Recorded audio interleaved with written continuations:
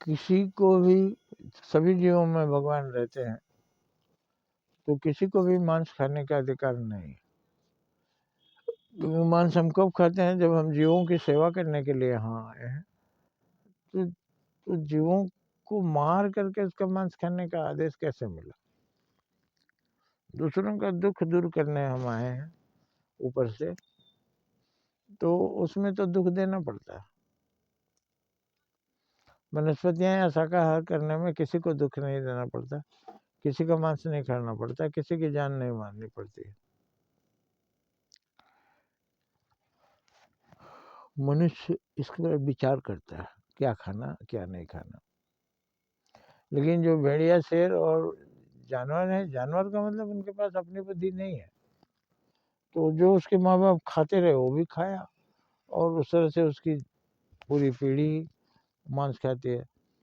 शेर का बाप भी मांस खाया, उसकी माँ भी मांस खाई, उसका भी बाप मांस खाया, उसके बच्चे भी खाते हैं। वो परंपरा उनके यहाँ चली आ रही है। लेकिन हमारे ऋषि मुनियों ने नहीं खाया, देवताओं ने नहीं खाया। हम देवता की संतान है, तो हमें अपनी परंपरा पर चलना चाहिए, जानवरों की परंपरा पर नहीं चलना चाहिए। राक्षसों का भोजन मांस है ऐसा माना जाता है। क्योंकि कि राक्षस क्यों कहा गया मांसाहारी को?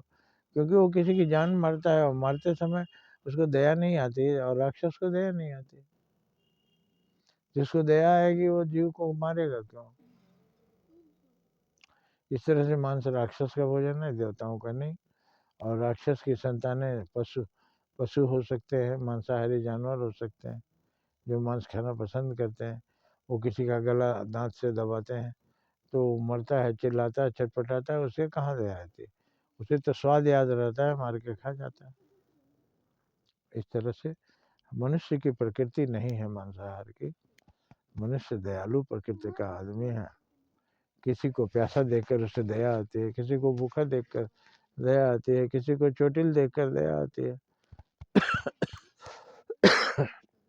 मनुष्य दयालु प्राणी है, तो वो दयालु आदमी कैसे किसी को मार सकता है?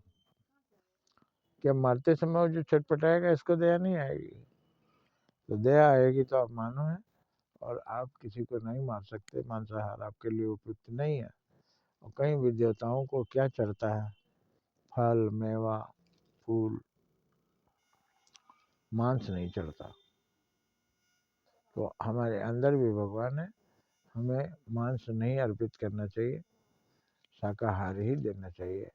क्योंकि ये हमारा दिल, हमारा शरीर एक मंदिर है, और उसमें भगवान विराजमान है। जय हिंद।